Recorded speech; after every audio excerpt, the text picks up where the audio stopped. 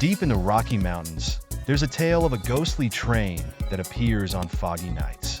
The train, which was said to have derailed in 1890 while carrying stolen gold, has never been found.